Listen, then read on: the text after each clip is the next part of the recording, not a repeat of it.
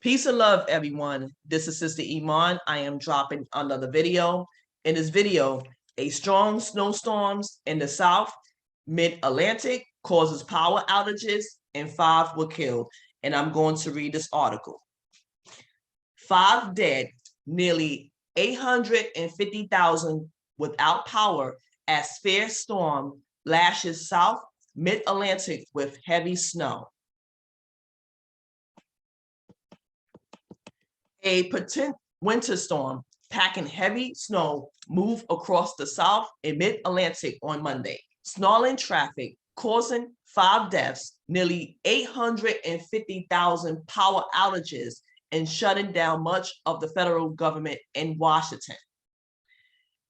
In the core of the storm's heavy snow, there was the potential for 6 to 12 inches and locally higher amounts to pile up by the time the storm winds down Monday.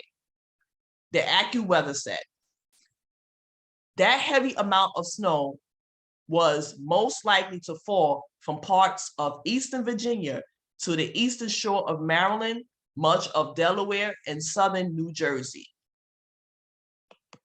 As of mid-afternoon Monday, there were several reports of at least 10 inches of snow in Virginia, Maryland, New Jersey, and North Carolina. Glendy, Virginia, about 50 miles southwest of Washington, D.C., reported 14.6 inches.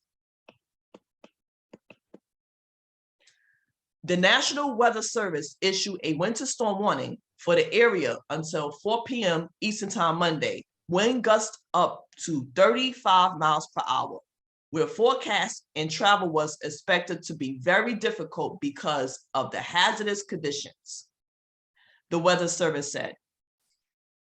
The Weather Prediction Center said 2 inches of snow per hour could fall in some areas, and thunder snow was reported in at least 5 states, the Weather Channel said.